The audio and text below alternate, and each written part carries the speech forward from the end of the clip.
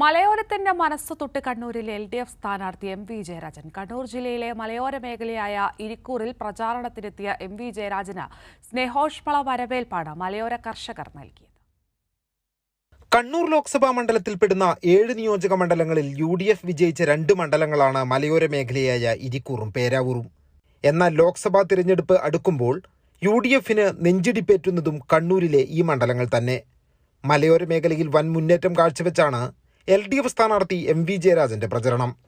പൊതുപര്യടനത്തിന്റെ ഭാഗമായി ഇരിക്കൂറിലെത്തിയ MV ജയരാജന് എല്ലായിടത്തും ലഭിച്ചത് ആവേശകരമായ വരവേൽപ്പ്.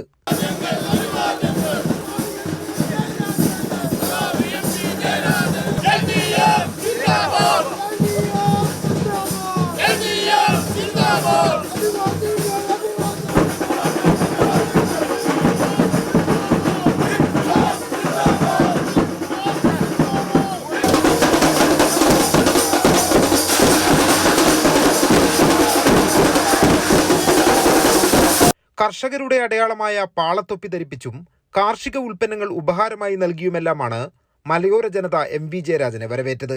മലയോര കർഷകർക്ക് വേണ്ടി ഒന്നും ചെയ്യാത്ത നിലവിലെ MP K സുധാകരനെതിരായ ശക്തമായ വികാരമാണ് മലയോരത്ത് അലയടിക്കുന്നതെന്ന് MV ജയരാജൻ പറഞ്ഞു.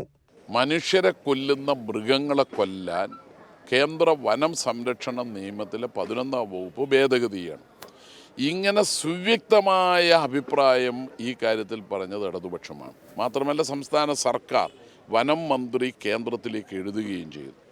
ഇങ്ങനെയൊരു അഭിപ്രായം ചൂണ്ടിക്കാണിച്ചുകൊണ്ട് പാർലമെൻറ്റിലോ ഇനി ഗവൺമെൻറ്റിന് നിവേദനം കൊടുക്കാനോ കണ്ണൂർ MP തയ്യാറായില്ലെന്ന് മാത്രമല്ല, വന്യജീവി അക്രമത്തിൽ കൊല്ലപ്പെട്ടവരുണ്ട്. കണ്ണൂർ പാർലമെൻറ്റ് മണ്ഡലത്തിൽ പെടുന്ന ഉളിക്കൽ, ആറളം ഇവിടങ്ങളിലെല്ലാം കൊല്ലപ്പെട്ടവരുണ്ട്.